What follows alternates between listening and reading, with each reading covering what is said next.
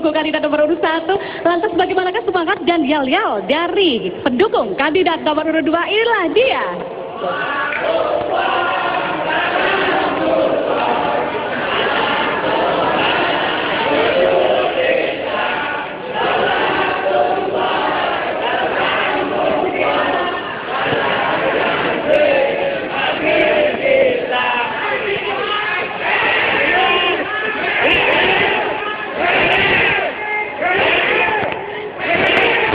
Baik, kita langsung selanjutnya berlanjut kepada yel-yel dari pendukung kandidat nomor urut 3.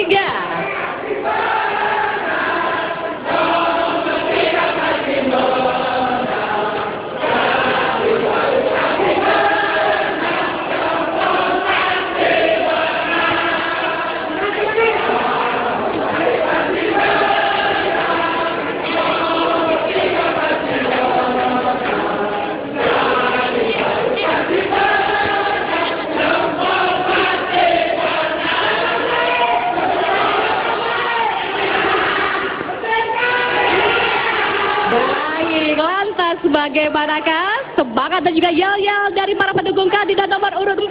Silahkan.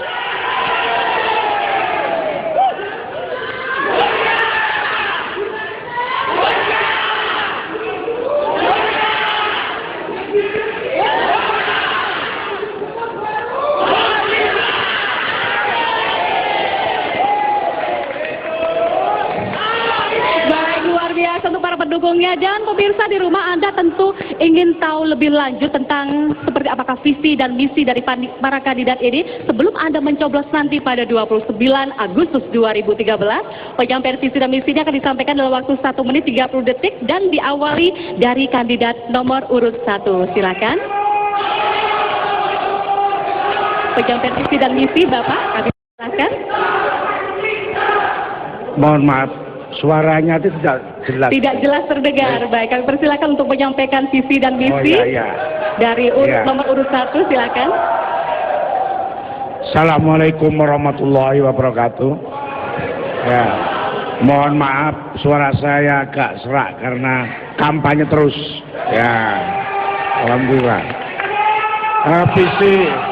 Visi kami jelas karena ini dari 1-5 tahun berlanjut adalah sustainable and change, yaitu yang sudah bagus kita lakukan dan yang kurang kita tingkatkan kembali, yaitu makin mandiri, makin sejahtera bersama wong cilik.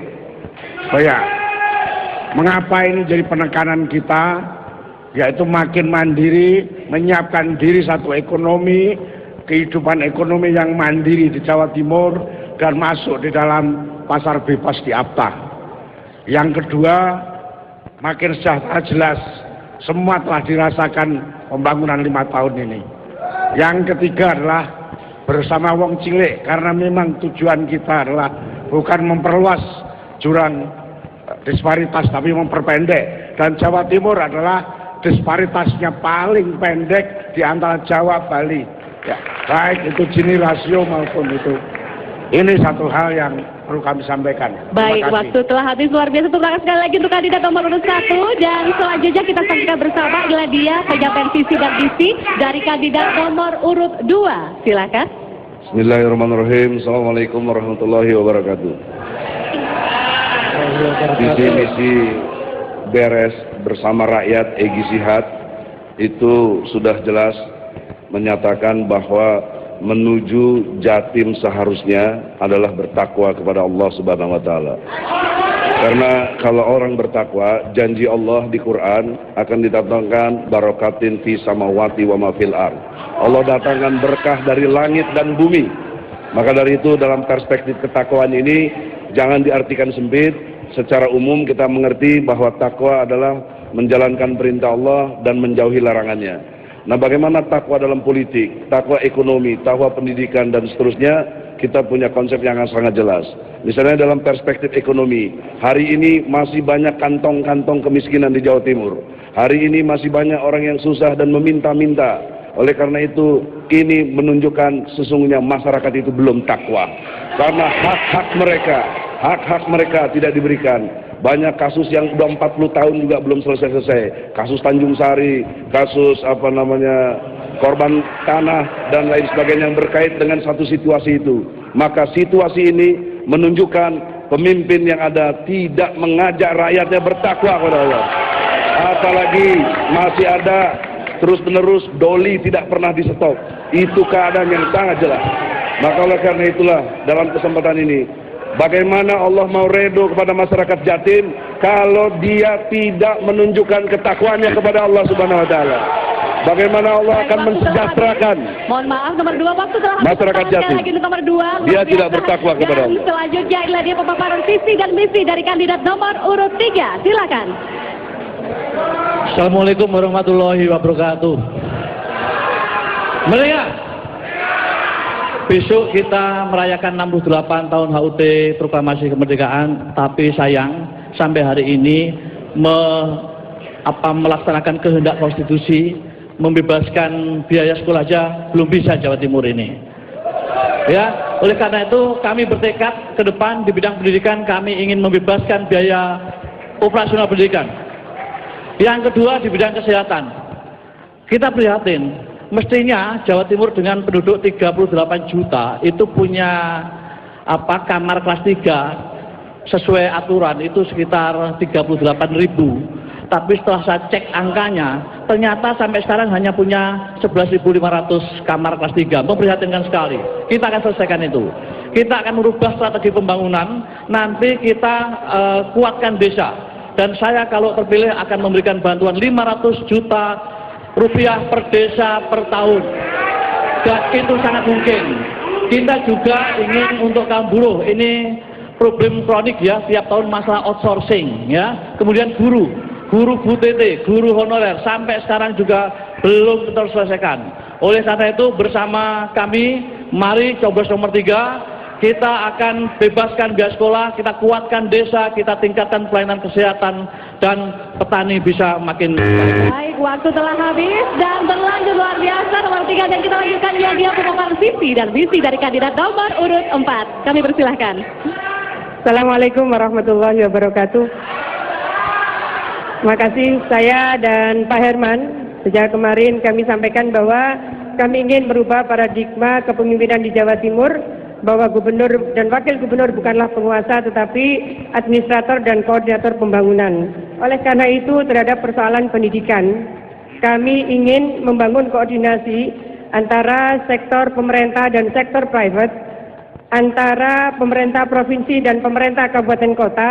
Di dalam banyak hal kita harus bersinergi dan berkoordinasi secara serius, karena kita melihat bahwa ada 17 kabupaten kota yang angka partisipasi sekolahnya di bawah rata-rata Jawa Timur SMA-nya.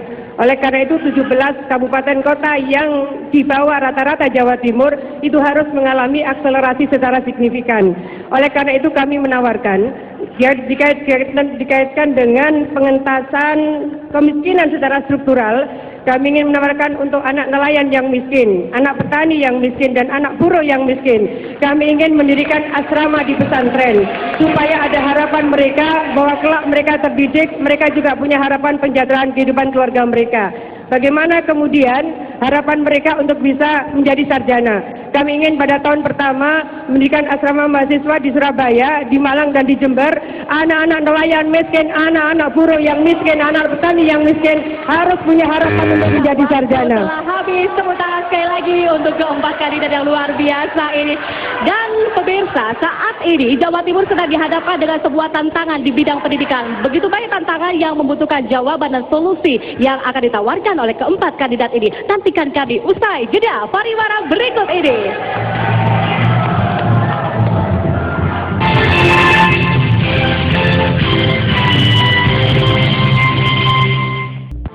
Mengapa Hovifah Herman menjadi pilihan masyarakat Jawa Timur? Pilihlah pimpinan yang benar. Bu Hovifah, Pak Herman, calon yang punya sikap amanah yang bisa dipertanggungjawabkan oleh kita ketika kita memilih kepada kita. Mari bersatu padu, warga Nahdliyin dan Nahdliyat dalam satu barisan memenangkan calon gubernur NU kita, Ibu Khofifah Indar Parawansa. Coblos nomor 4. Khofifah pendekar demokrasi, anti manipulasi dan kejahatan politik. Khofifah penegak hak-hak dan martabat perempuan. Dukunglah. Coblos nomor 4. Kita memerlukan perubahan kepemimpinan, pemimpin yang cerdas, jujur dan amanah, pemimpin yang tidak curang, berani, bertanggung jawab, menuju Jawa Timur berkah. Coblos nomor 4. Mengapa Khofifah Herman menjadi pilihan masyarakat Jawa Timur? Pilihlah pimpinan yang benar. Bu Khofifah, Pak Herman, calon yang punya sikap amanah yang bisa dipertanggungjawabkan oleh kita ketika kita memilih kepada kita. Jawa Timur. Mari bersatu padu, warga Nahdliyin dan Nahdliyat dalam satu barisan memenangkan calon gubernur NU kita, Ibu Khofifah Indar Parawansa. Coblos nomor 4.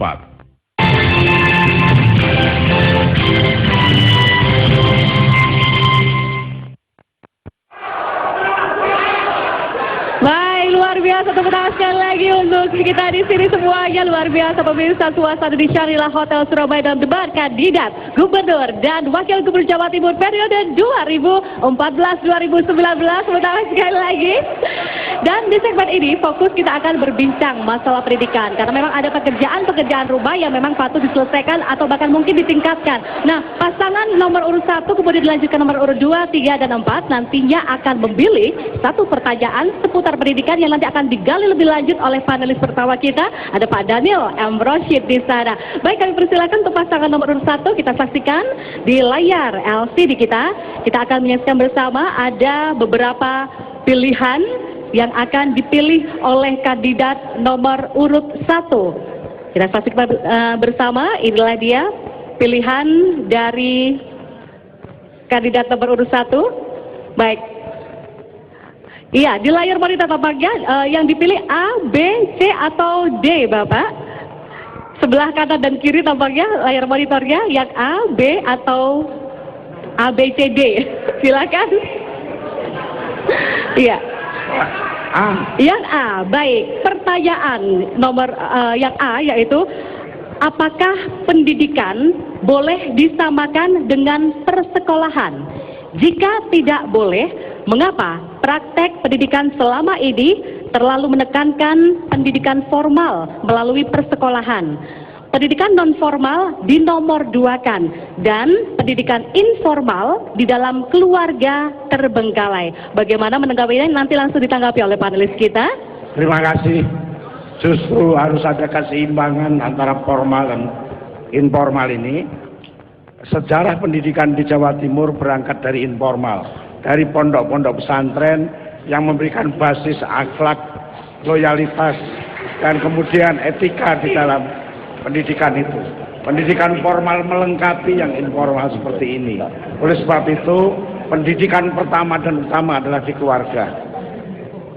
Ya, saya kira untuk menindaklanjuti itulah selama 4 tahun terakhir ini, Madrasah Diniyah menjadi salah satu program yang bisa memperkuat pendidikan informal terutama dari basis agamanya. Baik, silakan Pak Daniel untuk menggali lebih lanjut. Menurut pengamatan saya, Pak Karwo dan Pak Saiful,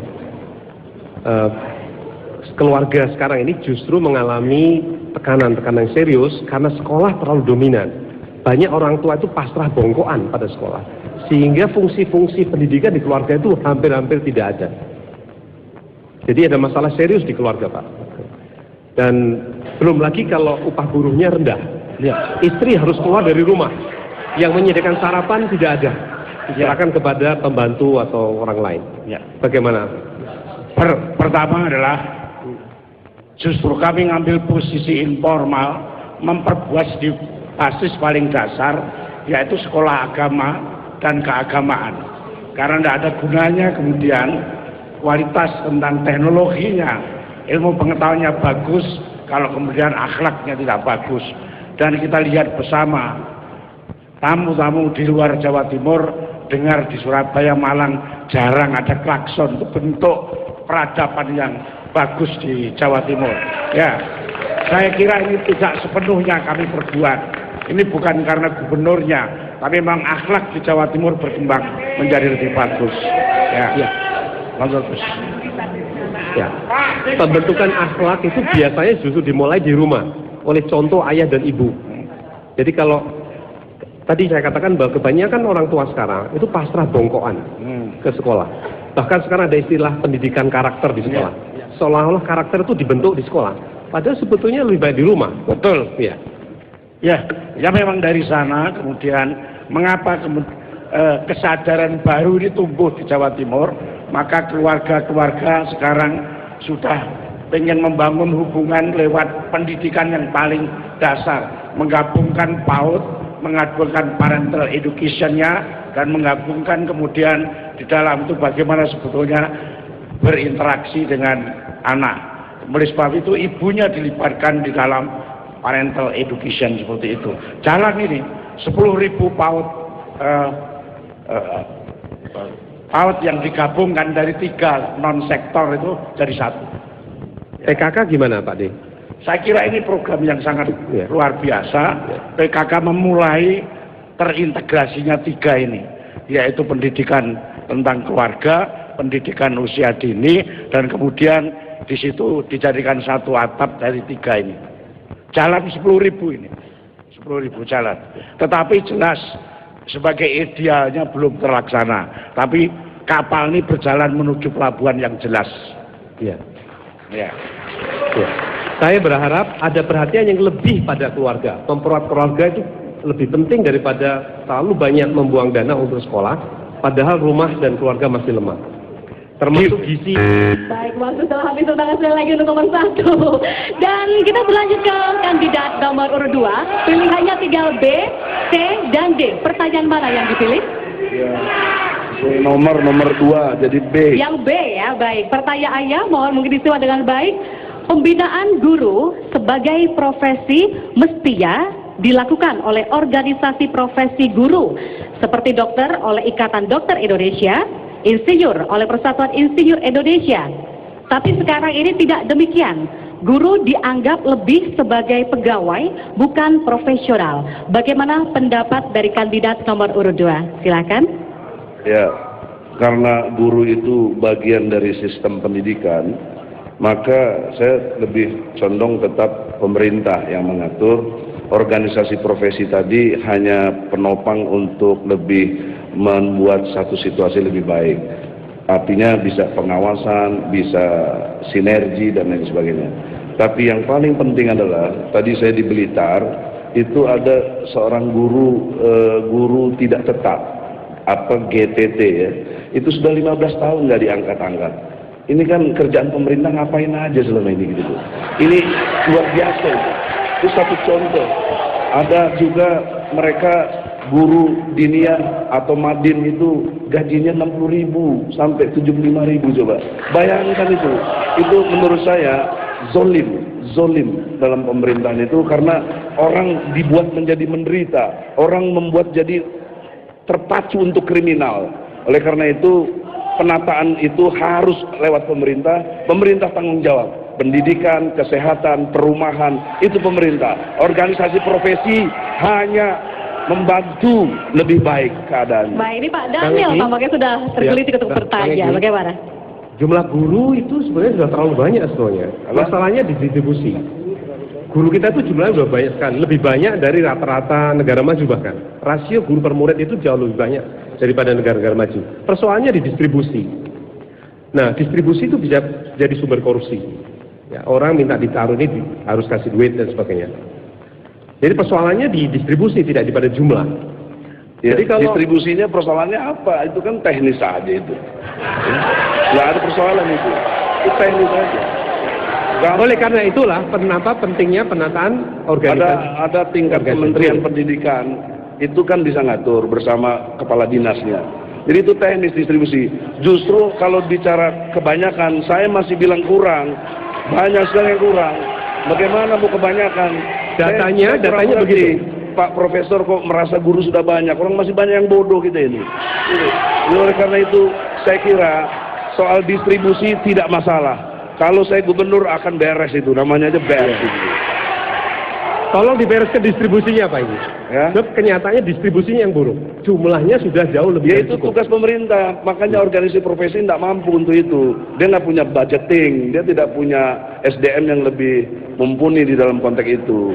Nah itu harus dipilih, makanya tetap pemerintah harus tanggung jawab.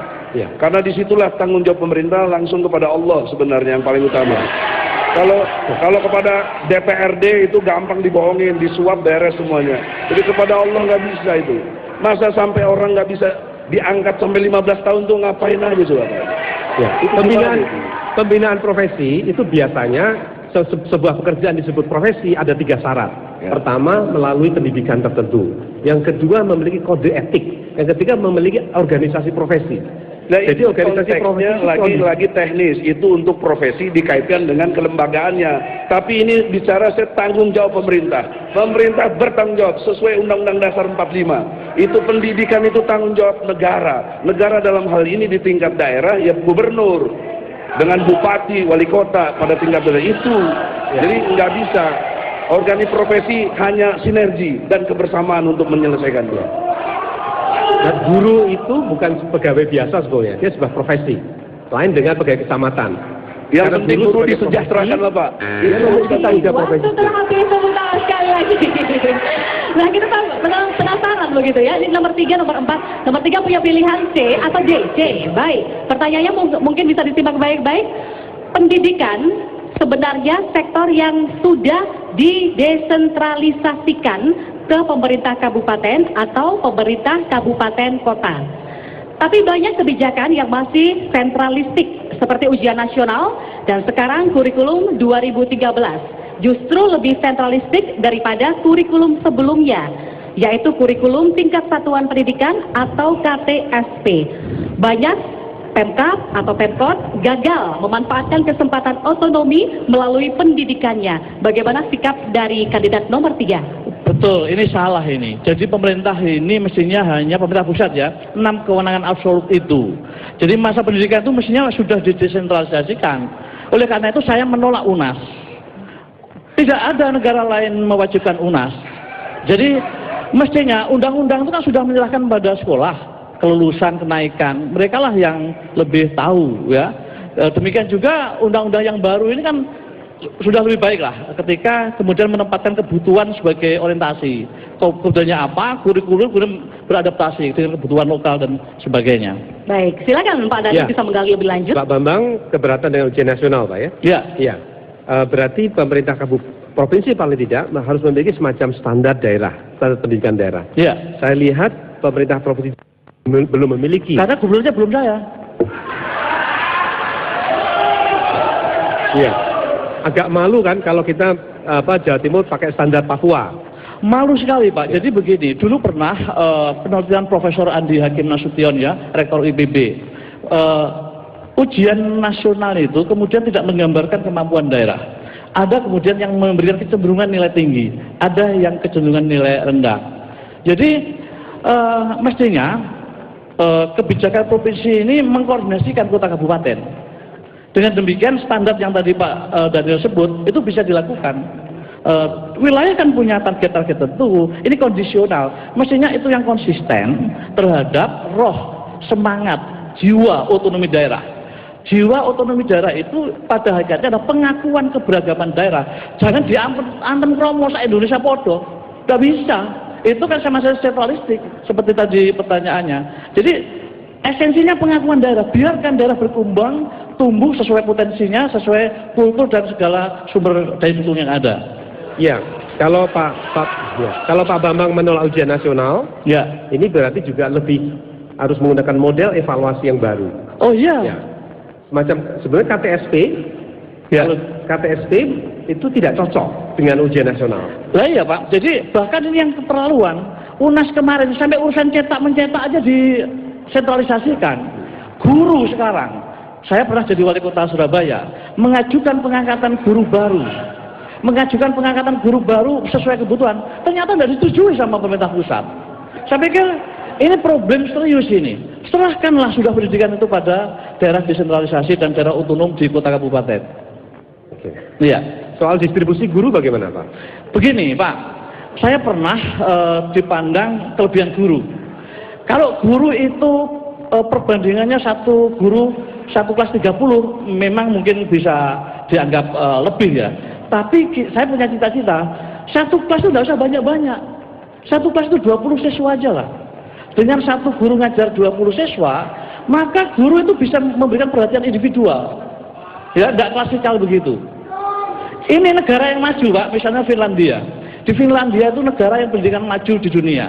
Satu kelas cuma 20 siswa, satu kelas gurunya 3 atau 2, dan minimal S2 gurunya. Dan ternyata negara yang pendidikannya bagus, tingkat korupsinya rendah. Kita mau ke sana kita. Ya. Bagaimana Bapak nanti sebagai gubernur bisa mendorong kabupaten dan kota untuk mengambil prakarsa otonomi lebih banyak? Ya, kita berikan ruang, jangan dipaksa-paksa. Kita berikan ruang, kemudian silahkan inisiatif muncul dari kota kabupaten. Itulah pimpinan, jadi tidak hanya awas ini, awas itu, Baik, waktu telah itu. habis. Luar biasa, sekali lagi untuk kandidat nomor 3 dan tersisa satu pertanyaan untuk kandidat nomor 4, tidak ada pilihan yang lain begitu ya. Pertanyaannya mohon disimak baik-baik. Di zaman internet ini, belajar semakin tidak membutuhkan sekolah. Belajar bisa di mana saja, kapan saja, di mana saja, dan dengan siapa saja. Tembok-tembok sekolah bertumbangan diterjang internet. Jika tidak berubah, sekolah akan menjadi museum dan guru menjadi dinosaurus abad 21. Lantas bagaimana pendapat dari kandidat nomor 4? Silakan. Assalamualaikum warahmatullahi wabarakatuh. Internet yang demikian marak di dunia maya ini tidak akan bisa dijadikan pegangan untuk pendidikan. Dia hanya sebagai tambahan, karena pendidikan itu membutuhkan satu hal yang tidak bisa didapatkan dari internet, yaitu faktor keteladanan guru. Karena guru itulah yang akan, betul? Karena guru itulah yang akan memberikan keteladanan bagaimana seorang anak itu disiapkan akhlaknya di kemudian hari dia menjadi pemimpin. Dulu kita mengenal apa yang namanya guru. Guru itu adalah digugu dan diturut. Pak Egy, betul, perhatikan Pak Egy. Dia digugu dan diturut, itulah guru. Bukan hanya dia mentransfer ilmu pengetahuan, keterampilan, akan tetapi dia harus mentransfer juga keteladanannya, kepribadiannya. Masalahnya kita melihat di Jawa Timur ini, saat ini, tingkat pendidikan itu, kinerja pendidikan itu sebenarnya rendah. Hanya terpusat di Surabaya, itu pun karena PDRB-nya tinggi. Jadi memang ada hubungannya dengan kemiskinan. Karena share dari PDRB itu di koridor utara selatan, gitu ya, itu hanya yang paling kuat. Timur, barat, dan utara itu masih rendah. Ini fakta, dan ini semuanya ada angkanya. Kami sudah memetakan masalah ini. Boleh saya tambahkan, jadi sebetulnya sekolah itu paling tidak punya 4 fungsi. Ada fungsi tadris, ada fungsi taklim, ada fungsi tarbiyah, ada fungsi takdib. Jadi fungsi takdib adalah mengajarkan soal sopan santun, soal adab. Itu tidak bisa di internet. Ada fungsi tarbiyah, fungsi pengasuhan, itu hanya oleh guru kepada murid, tidak bisa oleh internet kepada sang murid. Ada proses taklim. Proses taklim ini transfer of knowledge barangkali bisa lewat internet. Ada proses tadris, pembelajaran ini bisa lewat internet. Tetapi bahwa proses takdib dan proses tarbiyah ini tidak bisa ditransfer melalui teknologi. Oleh karena itu sekolah akan tetap menjadi penting. Bu Khofifah, Ivan ini mengatakan begitu pendidikan disamakan dengan persekolahan dan anak untuk mendapatkan pendidikan harus pergi ke sekolah, itu justru semakin sulit bagi anak-anak miskin pergi ke sekolah. Seperti kalau kita pergi ke Khadijah misalnya, itu hanya anak-anak yang berduit. Bagaimana nasib anak-anak miskin kalau mereka harus pergi ke sekolah untuk belajar? Iya, jadi pemaknaan kita terhadap sekolah, misalnya ada yang memilih bahwa homeschooling itu juga sekolah tapi di rumah.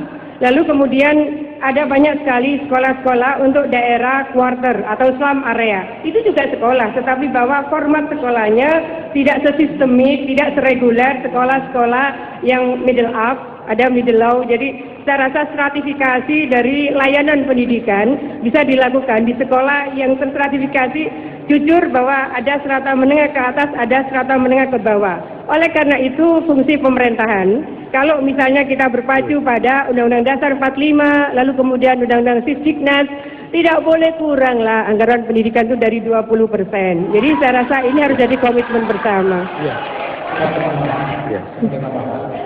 Bahwa kalau kita pendidikan ini berdasarkan PDRB, berdasarkan kemakmuran daerah, maka tidak mungkin juga semua orang di Jawa Timur apalagi ini bisa menikmati pendidikan melalui internet, karena mereka juga tidak punya komputer.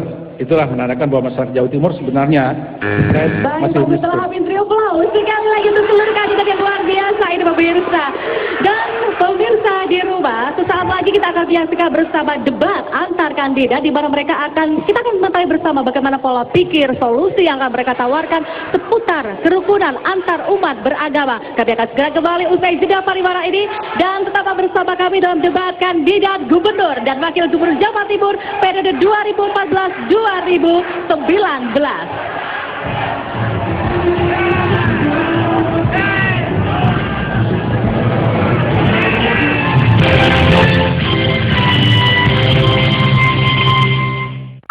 Khofifah, pendekar demokrasi, anti manipulasi dan kejahatan politik.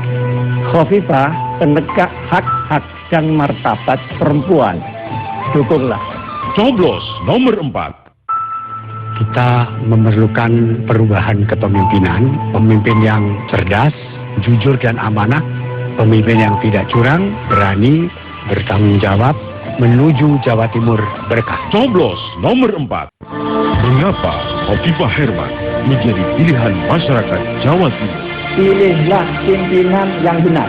Bu Khofifah, Pak Herman, calon yang punya sikap amanah yang bisa dipertanggungjawabkan oleh kita ketika kita memilih kepada Tuhan.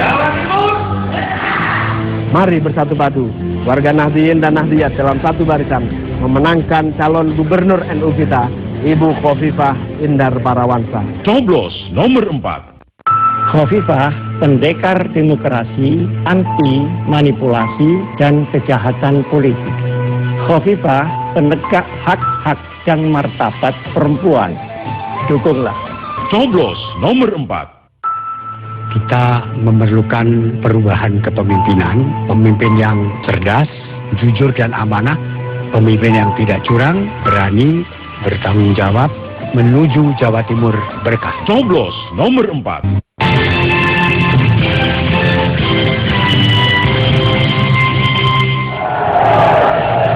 Pemirsa di rumah, Anda kembali bergabung bersama kami dalam debat kandidat gubernur dan wakil gubernur Jawa Timur. Dan jangan lupa berikan dan gunakan hak suara Anda pada 29 Agustus 2013 nanti. Seperti yang telah saya sampaikan di awal tadi, bahwa di segmen ini pemirsa, kita akan mengetahui bagaimana para kandidat ini memiliki cara pandang, solusi yang ditawarkan terhadap berbagai permasalahan yang ada di Jawa Timur. Termasuk salah satunya adalah bagaimana upaya-upaya yang bisa dilakukan untuk membina kerukunan antar umat beragama. Dan tadi pada saat break iklan kita sudah melakukan pengundian di mana masing-masing kandidat akan memberikan pertanyaan kepada kandidat yang lain, dan kandidat nomor urut 1 ternyata tadi terundi memberikan pertanyaan kepada kandidat nomor 2. Silakan pertanyaannya. Pak Egi.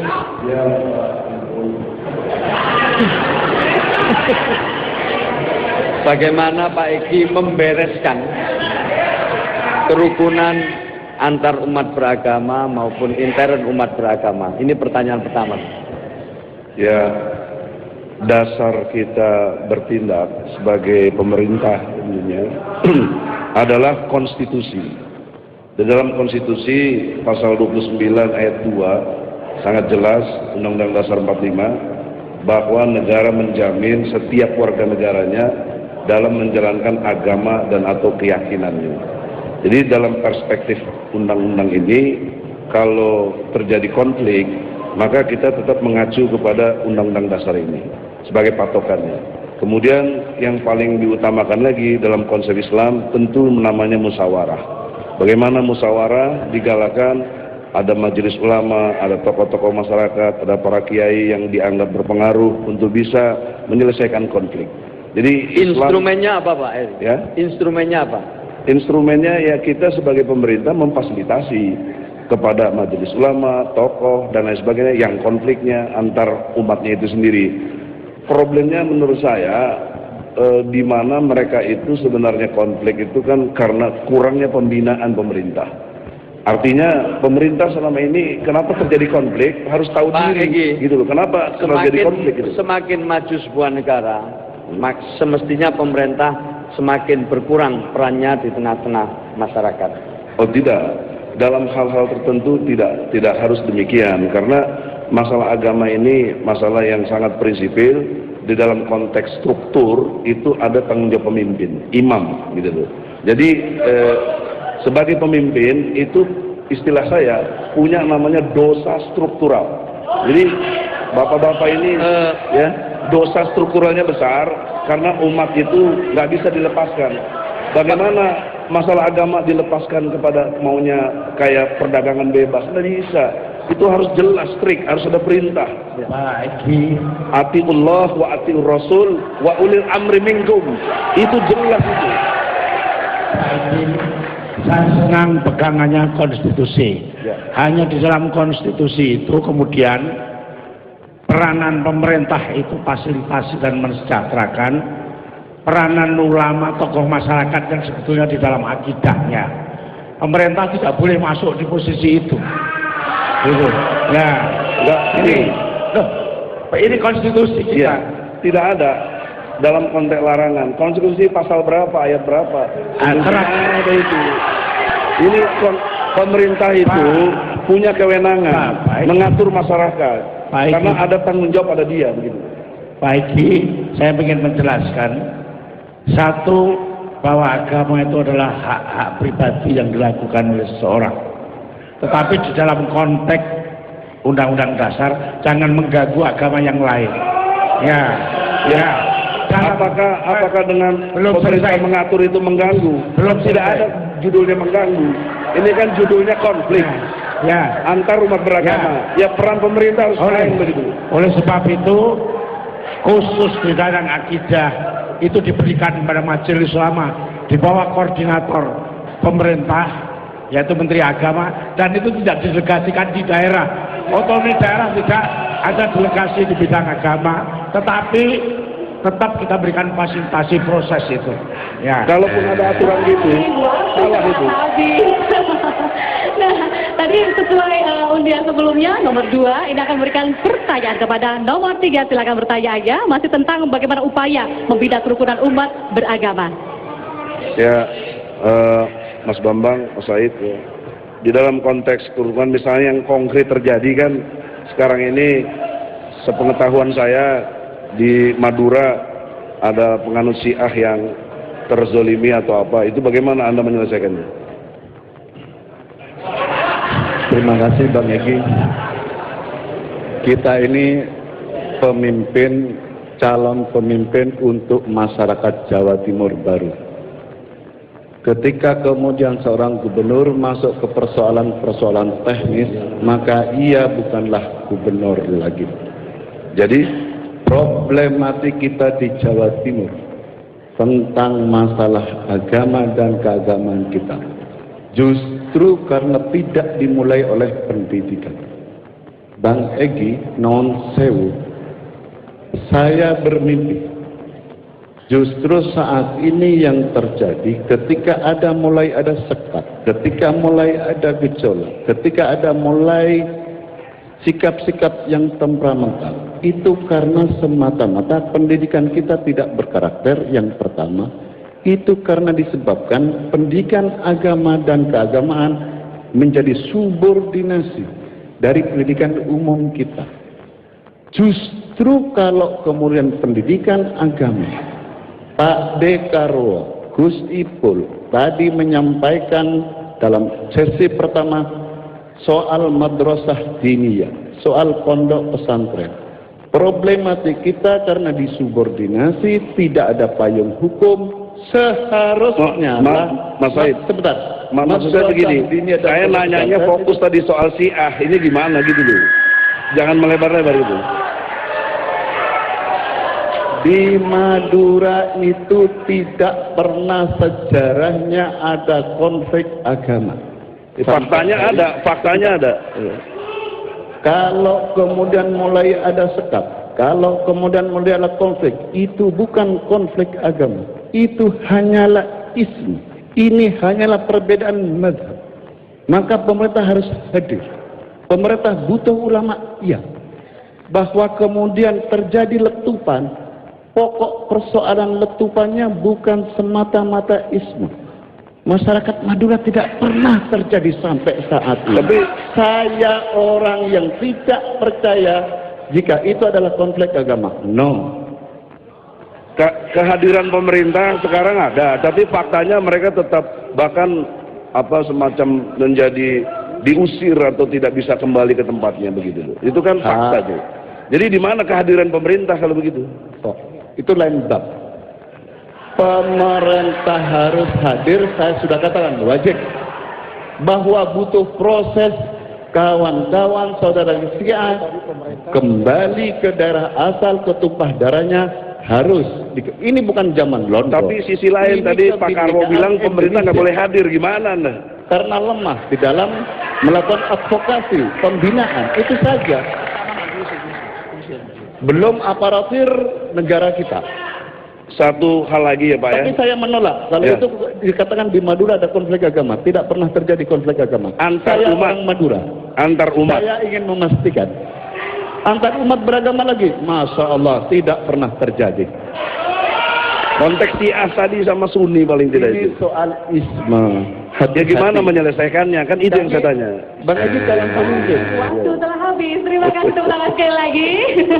Dan selanjutnya giliran nomor 3 yang akan berikan pertanyaan kepada nomor 4, silakan pertanyaannya. Nun sewu Mbak Khofifah. Mbak Khofifah setujukah kalau saya menyatakan madrasah dinia kita, pondok pesantren kita menjadi subordinasi dari pendidikan formal kita, pendidikan umum. Kalau SD, MI, MTS, SMP, SMA, MA dijamin 20%, kenapa pula Madin dan pondok pesantren tidak masuk di dalam jaminan itu? Sikap Mbak Khofifah seperti apa? Ya. Kami pro 20% itu. Madin harus masuk, tidak boleh ad hoc. Silakan. Baik, kita punya Undang-Undang Sistem Pendidikan Nasional.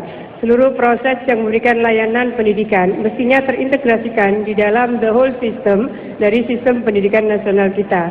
Bahwa kemudian ada otoritas kurikulum lokal sesuai dengan kearifan-kearifan lokal. Kalau misalnya ada madrasah dinia tertentu, ada pesantren tertentu, punya kurikulum yang terkait dengan muatan lokal, maka itu adalah kewenangan mereka. Sama dengan daerah tertentu, mungkin kalau ada daerah Mataraman, mata pelajaran bahasa Jawa misalnya, tapi mungkin daerah Banyuwangi, Madura itu mungkin ada mata pelajaran bahasa Madura. Jadi muatan-muatan lokal itu harus dilihat sebagai satu kesatuan dari mekanisme sistem pendidikan nasional. Maaf Mbak, yang saya maksudkan adalah pendidikan agama dan keagamaan, madrasah diniyah, pondok salaf, sekolah-sekolah agama seharusnya bagian dari fungsi pendidikan, dari fungsi kan setara saja dengan MI, dengan SD. Kalau kami jadi gubernur akan kami setarakan itu semua. Dari sisi apa? Respon terhadap anggaran. Tidak boleh kemudian madrasah diniyah atau pondok pesantren hanya ad hoc karena kebetulan gubernurnya pencitraan perlu bantu pondok baru. Payung hukum tidak ada. Kayak apa kalau Mbak Khofifah menanggapi gitu? Saya setuju bahwa perlakuan kepada mereka, termasuk subsidi kepada mereka dan seluruh treatment kepada mereka sebagai pelaksana pencerdasan kehidupan bangsa mestinya mendapatkan kesetaraan perlakuan. Ya. Oke. Ternyata Mbak Khofifah sama dengan saya. Sekolah agama dan keagamaan wajib diproses secara hukum. Yang kedua Mbak, kalau mulai ada sekat-sekat di antara kita karena perbedaan isme, karena perbedaan agama, cara pandang kita, kebinekaan ini niscaya. Apa seharusnya yang dilakukan oleh pemerintah dalam kerangka supaya menjamin bahwa dalam setiap konflik di Jawa Timur ini yang basisnya agama, sektarianisme tidak boleh terjadi. Apa yang harus kita lakukan? Ya, kalau menghilangkan sama sekali saya rasa itu impossible. Tapi mereduksi itu sesuatu yang sangat dimungkinkan. Kebinekaan itu biasanya ditaruh di bawah karpet, bahwa kita beragam-ragam tapi satu. Seringkali kemudian secara sadar atau tidak sadar kita memunculkan perbedaan bahwa kita merah, kita hijau, kita biru, kita kuning dan seterusnya. Kita ini sebetulnya tidak pernah menjadi Indonesia. Saya mau sampaikan bahwa ternyata kalau ditanya, oh saya merah, saya hijau, saya biru, saya kuning dan seterusnya, kita ini sebetulnya belum pernah jadi Indonesia. Besok kita ulang tahun kemerdekaan yang ke-68. Saya ingin mengajak bahwa we are Indonesia. Sekali lagi. Ya. Dan we are Indonesia. Nomor 4 akan berlanjut memberikan pertanyaan kepada nomor 1. Silakan pertanyaannya. Mohon tenang sebentar. Ini akan berikan pertanyaan nomor 4 kepada nomor 1. Mohon tenang sebentar. Silakan. Untuk pasangan nomor 1, saya ingin bertanya, bagaimana seandainya kasus seperti gereja Yasmin di Bogor itu terjadi di Jawa Timur? Bagaimana Anda menyikapi semua ini? Itu yang pertanyaan pertama. Silakan. Yang pertama, saya yakin kasus Yasmin di Jawa Barat tidak akan terjadi di Jawa Timur. Berarti seorang pemimpin, dia visioner, mesti mengantisipasi segala kejadian. Itu bukan jawaban, itu debat. Debat khusus. Jawaban itu adalah solusi. Karena kita harus prediksi kemungkinan terjadi dan bagaimana kalau terjadi itu solusinya seperti apa menurut Anda? Pertama, tentu kita harus mengidentifikasi ada potensi-potensi konflik di sekitar kita. Kita memang sudah meyakini bahwa kita adalah Bhinneka Tunggal Ika, tetapi potensi konflik di sekitar kita itu tetap ada. Apakah konflik yang berdasarkan pada latar belakang agama atau juga latar belakang yang lain? Kita tahu di Jawa Timur ada beberapa kali kejadian kalau kita lihat sejarah, konflik-konflik yang ada seperti di Situbondo dan di beberapa tempat lain, termasuk terakhir adalah di Sampang. Hasil identifikasi itulah yang menentukan apa yang harus kita lakukan ke depan. Yang pertama tentu kita harus berusaha mencegah tindakan-tindakan preventif. Seperti kasus Sampang atau Bangil beberapa tahun yang lalu, sudah sering kita lakukan koordinasi dan antisipasi termasuk dengan aparat keamanan.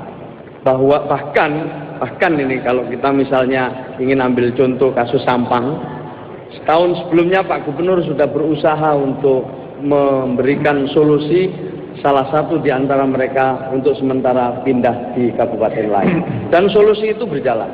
Tapi sayangnya solusi itu hanya sementara, kemudian balik lagi ke sana. Oke, cukup itu. Meskipun jawaban tidak memuaskan, saya akan pertanyaan kedua. Bagaimana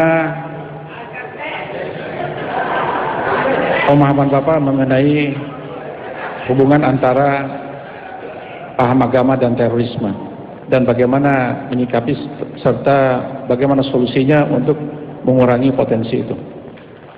Pertama, janganlah semua fungsi itu diambil oleh pemerintah, karena kehidupan itu dibagi-bagi terhadap fungsi-fungsi yang lain. Fungsi pemerintah adalah memberikan fasilitasi proses komunikasi dan solusi. Pak nomor 4, Pak Herman, bukan ini subjektivitas. Ini adalah bagian untuk menyelesaikan. Mereka yang bersengketa harus ketemu dan kemudian harus membicarakan. Itulah fasilitas pemerintah. Karena konflik agama yang tanda petik, saya setuju yang disampaikan oleh Pak Said tadi, bahwa tidak ada sebetulnya konflik agama, tapi adalah yang tidak terlalu cerdas mengangkat konflik non agama kultural. Kasus Sampang adalah dan kasus ini hubungannya dengan terorisme. Saya belum selesai menjawab. Ya, waktunya mau habis ini itu. Belum selesai jawab, menjawab. waktunya udah habis. Maaf, waktu waktu telah habis dan ya pemirsa seperti itu saja di kandidat kita baru hari ini, tapi kita akan berlanjut di segmen selanjutnya. Kita akan berbincang masalah kebudayaan karena memang kebudayaan ini mengambil peran dan porsi yang cukup signifikan dalam tumbuh kembang suatu daerah termasuk juga provinsi Jawa Timur. Kami akan segera hadir usai jeda pariwara berikut ini, tetap bersama kami dalam jeda debat kandidat gubernur dan wakil gubernur Jawa Timur 2013.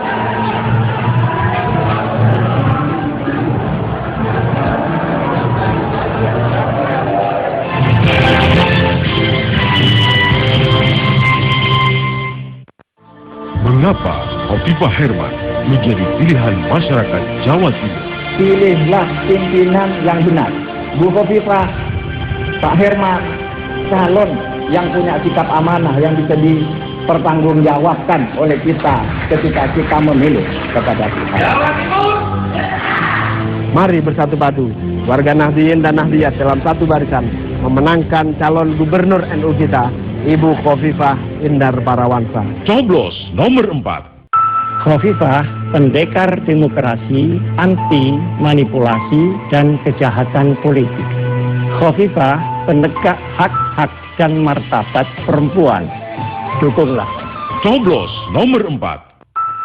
Kita memerlukan perubahan kepemimpinan, pemimpin yang cerdas, jujur dan amanah, pemimpin yang tidak curang, berani, bertanggung jawab, menuju Jawa Timur berkah. Coblos nomor 4. Mengapa Khofifah Herman menjadi pilihan masyarakat Jawa Timur? Pilihlah pimpinan yang benar. Bu Khofifah, Pak Herman, calon yang punya sikap amanah yang bisa dipertanggungjawabkan oleh kita ketika kita memilih kepada kita.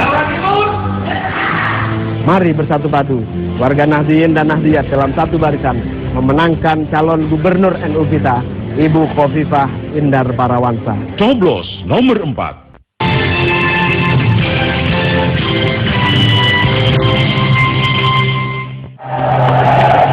Pemirsa, inilah dia pemilihan gubernur yang paling dinanti-nantikan karena Jawa Timur adalah barometer dalam segala hal termasuk dalam permasalahan politik. Dan di segmen ini pemirsa kita akan berbincang fokus pada permasalahan kebudayaan, di mana nanti ada panelis kita yang kedua yaitu Bapak Profesor Ayu Sutarto, Guru Besar Fakultas Sastra Universitas Jember. Nah, kali ini kami akan berikan kesempatan terlebih dahulu kepada kandidat nomor urut 4 untuk memilih pertanyaan A, B, C, atau D. Silakan. Ya, menurut Pak Herman kita pilih yang A. Pilih A, baik. Pertanyaannya mungkin bisa disimak baik-baik. Pertanyaan A adalah, dari kacamata budaya, masyarakat Jawa Timur adalah masyarakat yang majemuk. Di provinsi ini terdapat kelompok etnik Jawa, Madura, Tengger, Using, Cina, Arab, dan lain sebagainya. Jika pasangan atau kandidat nomor 4 menjadi gubernur Jawa Timur, langkah-langkah politik kultural apa yang akan diambil agar tidak ada konflik antar etnik, kecemburuan maksud saya, dan juga prasangka buruk terhadap etnik tertentu yang bisa menggoyahkan bangunan keindonesiaan? Silakan jawabannya. Ya, ada sesuatu yang mungkin jarang dibayangkan oleh banyak elemen di negeri ini yang seringkali mengedepankan Bhinneka Tunggal Ika, tetapi bahwa forum komunikasi antar etnik itu hampir tidak pernah dilakukan. Ada memang forum silaturahim antar kerajaan-kerajaan Nusantara, tapi forum antar etnik, bagaimana kita paham betul kultur Madura, bagaimana kita paham betul kultur Osing, bagaimana kita paham betul kultur Arek, bagaimana kita paham betul kultur Mataraman, saya rasa belum pernah disentuh di provinsi ini. Oleh karena itu, kalau kita punya forum kerukunan umat beragama, saya berharap ada forum kerukunan intern umat beragama, ada juga forum komunikasi antar etnik di Jawa Timur. Sehingga yang satu dengan yang lain, ada sesuatu yang terjadi di etnis Madura, di Osing, di Mataraman, di Arek, akan ada mutual understanding. Kalau ada mutual understanding, maka akan ada mutual trust. Satu dengan yang lain saling percaya. Kalau ada mutual trust, maka kalau ada sesuatu yang muncul, ada mutual respect. yang satu dengan yang lain akan saling menghormati perbedaan-perbedaan itu. Baik, Pak Deris akan menggali lebih lanjut, silakan. Ya, sejarah menunjukkan bahwa ternyata pendekatan politik saja tidak mampu menyelesaikan masalah-masalah politik. Pendekatan ekonomi saja tidak mampu menyelesaikan masalah ekonomi. Pendekatan keamanan saja ternyata tidak mampu menyelesaikan masalah-masalah keamanan. Jawa Timur berbeda dari tetangga, provinsi tetangganya yang hanya monokultur. Jogja hanya Jawa, Jawa Tengah hanya Jawa, Bali hanya Bali.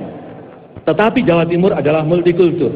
Oleh karena itu, pendekatan kebudayaan adalah suatu keharusan untuk mendengarkan suara hati nurani masyarakat Jawa Timur.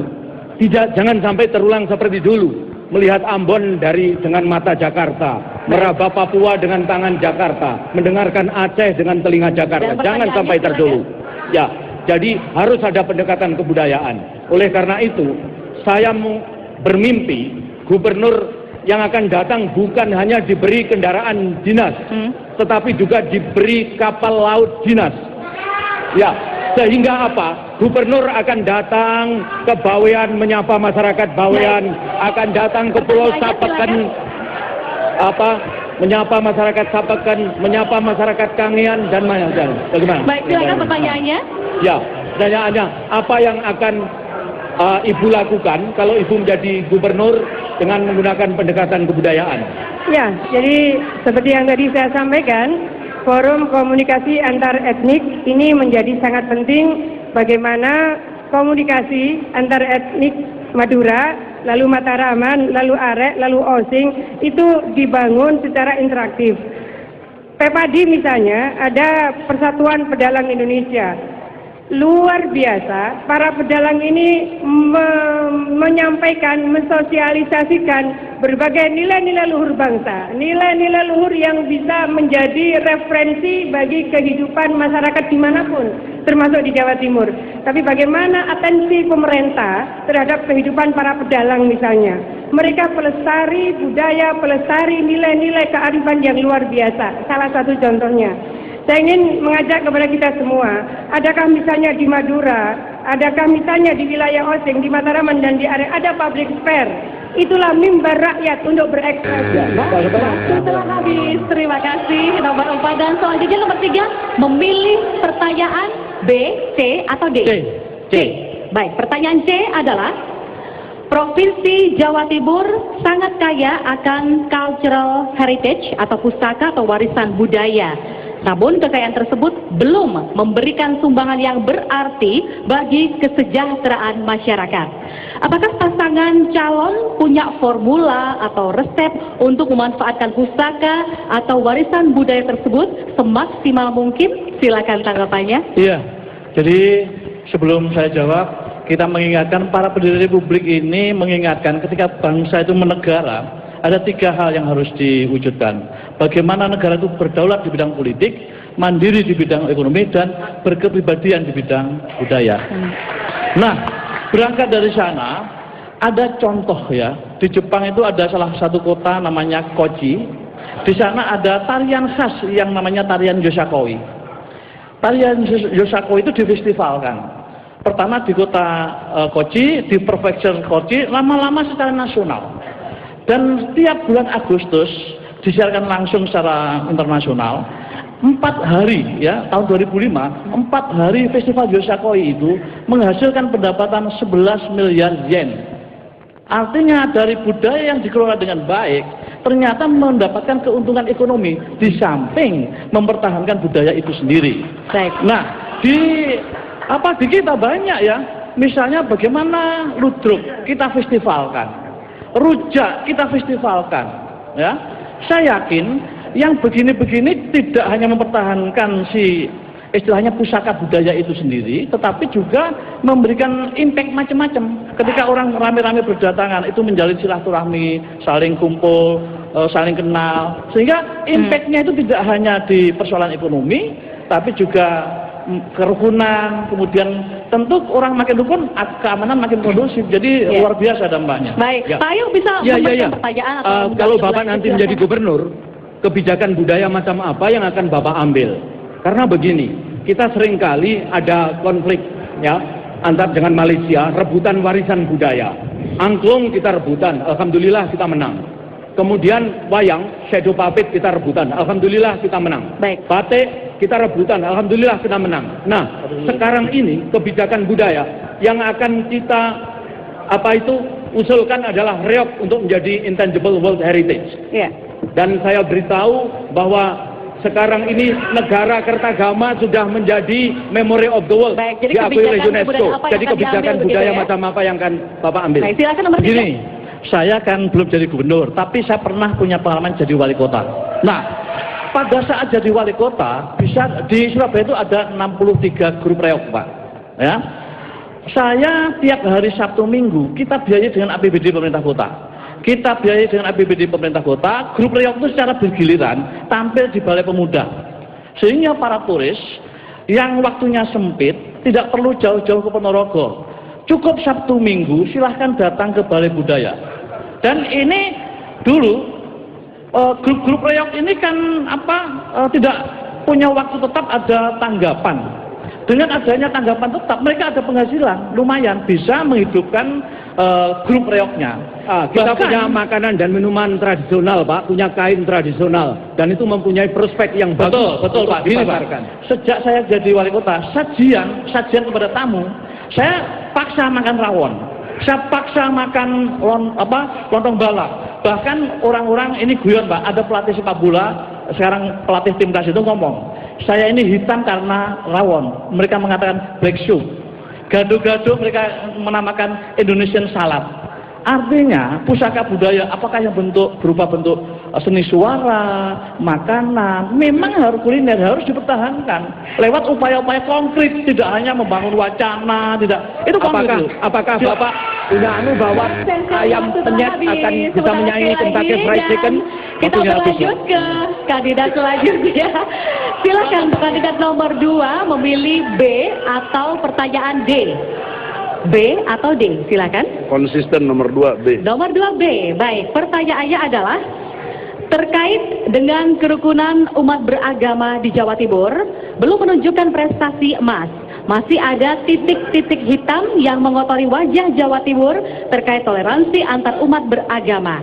Padahal pesan toleransi tersebut telah berabad-abad dianjurkan di wilayah Jawa Timur, yaitu ketika Tan Tular menuliskannya dalam kitab Sukasoma, Bhinneka Tunggal Ika Tanhana Dharma Mangrua.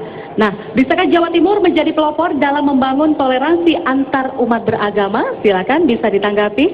Ya, sebenarnya dikaitkan dengan budaya, kita harusnya mengacu kepada konsep dasar dalam berbangsa dan bernegara, yaitu sila kedua, perikemanusiaan yang adil dan beradab. Ini konteksnya pasti dengan budaya. Nah, saya lebih senang atau lebih fokus supaya konteksnya jelas. Itu misalnya kita menyaksikan masih ada korban tanah Tanjungan ini, Tanjung Sari, ada 40 tahun. Korban tanah Tubanan 41 tahun. Korban tanah Surat Hijau sampai hari ini masih mereka dibebani itu. Kemudian korban tanah Porong Lapindo sampai 7 tahun ini nggak selesai-selesai. Ini konteksnya dari segi kemanusiaan yang adil dan beradab apa gitu. Karena ini menjadi sumber konflik. Justru inilah konflik yang sesungguhnya. Maka oleh karena itu peran pemerintah, keterlibatan pemerintah itu mutlak, nggak bisa karena lain-lain. Baik, peran pemerintah juga di samping itu lagi. Pekerja-pekerja seni, ludrukan apa yang berkaitan dengan kehidupan Jawa Timuran itu kurang diekspos. Kemarin misalnya ulang tahun Surabaya malah ngundangnya artis-artis ibu kota. Kenapa yang di dalam negeri, maksudnya dalam Jawa Timur sendiri tidak diekspos gitu? Baik, silakan Mas bisa menanggapi. Pak Egi, dalam kaitan toleransi antar umat beragama dan keberterimaan orang beragama, tadi Pak Egi menyebutkan konstitusi. Bahwa di Jawa Timur ini masyarakat Jawa Timur bukan hanya memeluk berbagai macam agama, tapi di Jawa Timur terdapat 65 aliran kepercayaan yang disebut penghayat. Apa yang akan Bapak lakukan nanti untuk melindungi saudara-saudara kita yang dalam payung aliran penghayat supaya mereka juga bisa hidup nyaman di negara Pancasila ini? Ya, dalam konteks konstitusi tadi kita telah mengakui bagian dari agama-agama yang ada, termasuk aliran kepercayaan. Jadi sepanjang dia itu memang hak-haknya dilindungi oleh undang-undang, kita harus jaga dia. Karena Bagaimana dalam cara konteks Bapak Islam, menjaganya? la ikraha fiddin, tidak ada paksaan untuk masuk agama. Ya, langkah-langkah apa yang akan Bapak lakukan untuk melindungi mereka? Langkah-langkahnya jelas, pembinaan, kemudian dakwah, ya. Jadi sangat jelas dalam konteks itu, nggak ada yang sulit untuk itu. Yang jelas harus dijaga hak dia dalam konteks yang dia yakini, sebagaimana yang dijamin oleh Konstitusi, tidak boleh diganggu. Tidak boleh ada kita yang paling merasa Islam dan lain sebagainya, karena itu adalah hak dari Allah Subhanahu wa Ta'ala untuk menilai. Tapi yang dalam konteks berbangsa negara ini, konstitusi lah jadi sandaran kita. Jadi prosesnya, kalau memang ada proses dakwah, kita dakwahi, ada pembinaan, kita pembinaan. Pak Egi, Bapak sudah lama sekali di Jakarta, dan salah satu instrumen untuk mendekati rakyat adalah dengan bahasa daerah. Apakah kira-kira Bapak akan menyampaikan program-program Bapak ketika menjadi gubernur itu dengan bahasa Jawa Timuran? Kalau tidak keberatan, mohon Bapak dianukan, memberi contoh. Dalam konteks itu, kita sudah sepakat bahasa itu satu, bahasa Indonesia, nggak ada urusan itu. Nggak ada urusan itu kecil. Justru ini Anda menyinggung pakem yang sudah ada, jangan nyinggung-nyinggung konsep SARA gitu loh. Jadi itu saya kira tidak urgent gitu loh, Pak. Sebentar itu bisa dipelajari, Pak. Ya. Terima kasih sekali. Ya, mau tambahin? Ada. Barangkali akan menambah Bapak bagaimana untuk melatih. Assalamualaikum warahmatullahi wabarakatuh. Kami menambahkan bahwa sangat mutlak keterlibatan pemerintah karena pemerintah adalah dilahirkan oleh. Waktunya telah habis. Di segmen selanjutnya ada kesempatan, masih jangan khawatir, masih ada kesempatan untuk menjawab begitu ya. Masih tersisa satu pertanyaan lagi untuk kandidat nomor 1 dan pertanyaannya adalah, mohon bisa disimak. Berbagai produk kebudayaan lokal seperti makanan, minuman, kesenian, permainan, kain, dan olahraga tradisional tidak mampu bersaing dengan produk-produk budaya global. Padahal produk-produk budaya lokal tersebut dapat menjadi modal utama bagi bertumbuhnya industri kreatif. Apakah pasangan atau kandidat nomor 1 punya kiat untuk memanfaatkannya demi kesejahteraan bangsa? Silakan untuk menanggapi. Pertama, saya tidak terlalu sependapat budaya itu jadi industri. Karena ini menjadi masalah yang serius. Diskusi tadi sejak awal adalah ada kesalahan konsep. Budaya ini adalah bagian di dalam membangun hubungan antar sesama, antar pihak, dan ini perekat yang sangat kuat untuk persatuan dan kesatuan. Oleh sebab itu, jangan semuanya diindustrikan. Karena industri itu menjadi transaksional, untung rugi. Nah, untuk itulah saya sependapat dengan Prof. Ayu, justru nilai pokok dari kebudayaan itu adalah Bhinneka Tunggal Ika tadi menjadi lebih merekat. Puncak-puncak dari kebudayaan daerah itulah menjadi kebudayaan nasional. Baik, silakan Bang Lis bisa menanggapi. Pak Karwo, ada dua fungsi kebudayaan daerah. Yang pertama adalah dua manfaat politiko-kultural untuk kohesi sosial, untuk memperkokoh bangunan keindonesiaan, dan yang kedua adalah manfaat ekonomi. Kalau mereka menjadi industri kreatif, sangat luar biasa. Jawa Timur ini sangat kaya dengan produk-produk ini. Bagaimana ayam penyet misalnya bisa mengalahkan Kentucky Fried Chicken. Bagaimana misalnya ini sambel-sambel, ini kan negeri yang kaya sekali akan sambel. Jadi proses homogenisasi budaya itu di Kentucky Fried Chicken hanya ada satu sambel. Di Pizza Hut ada hanya satu sambal, di Oka Bento hanya ada satu sambal. Ternyata ketika kita menawarkan sambal badak, sambal penyet dan lain-lainnya, kenapa tidak memberi kesempatan kepada tempe penyet, tahu penyet, ayam penyet, bebek penyet untuk go internasional? Prof. Ayu, saya sependapat pikiran, tapi bukan satu-satunya yang kita lakukan di dalam kebudayaan. Budaya bukan itu fungsinya, Prof. Ayu. Budaya adalah membuat perekat di antara kita. Tidak ada gunanya menjadi industri, tapi kita tabrakan budaya di bawah luar biasa. Setuju, itu adalah akibat daripada kuatnya budaya kita. Itu jadi akibat, bukan tujuan. Terima kasih. Baik, silakan. Kira-kira apa yang akan kebijakan yang akan Bapak ambil sehingga yang terkait dengan produk-produk budaya ini wong cilik seluruh Jawa Timur bisa Ya, guyu. satu, bahwa tahun 2014 kita tetapkan tahun kebudayaan. Tahun ini berkembang dari puncak-puncak di daerah. Oleh sebab itu dari sanalah kemudian apa yang disampaikan oleh teman-teman tadi mempunyai nilai ekonomis, tapi perekatnya yang pertama itu Pak Prof Ayu. Tolong menyapa masyarakat Jawa Timur dengan bahasa Jawa Timuran, Pak D. Ngerti, coba. ngerti. Ya, menapi bedas kesalahan nyun sepur. Kita bahasa itu bagian komunikasi yang sangat penting. Monggo Gus. Itu termasuk monggo itu bahasa Jawa. Ya, saya kira meneruskan Pak D bahwa makanan itu adalah bagian dari produk budaya. Tapi Pak, pemimpin kan harus rukun gini. Ya, harus rukun. Ini rukun juga bagian dari budaya, saya kira rukun. Saya pernah ke Amerika di sebuah negara yang namanya negara bagian New York State. Di sana ada yang namanya soto nyono. Ini soto nyono asal Malang, tapi sudah dikemas demikian rupa sehingga seleranya itu cocok untuk orang bule. Nah, yang seperti ini namanya tetap, tapi seleranya bisa untuk universal, untuk internasional. Ya. Nah, saya kira apa yang dilakukan. Baik, mohon maaf waktu telah habis. Luar biasa ini. Dan pemirsa, kita masih punya beberapa segmen lagi di mana kita akan membahas tentang berbagai permasalahan dan ada debat lagi antar kandidat di mana mereka akan masing-masing mengkritisi tentang visi dan misi yang tadi di segmen awal sudah disampaikan. Kami kembali usai jeda pariwara berikut ini.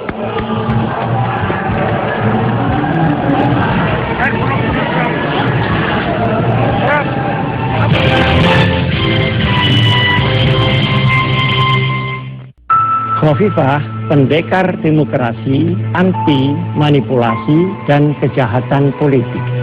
Khofifah, penegak hak-hak dan martabat perempuan. Dukunglah.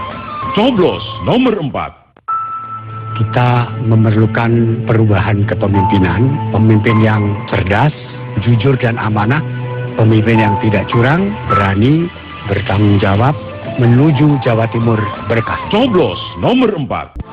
Mengapa Khofifah Herman menjadi pilihan masyarakat Jawa Timur? Pilihlah pimpinan yang benar. Bu Khofifah, Pak Herman, calon yang punya sikap amanah yang bisa dipertanggungjawabkan oleh kita ketika kita memilih kepada kita. Mari bersatu padu, warga Nahdliyin dan Nahdliyat dalam satu barisan memenangkan calon gubernur NU kita, Ibu Khofifah Indar Parawansa. Coblos nomor 4.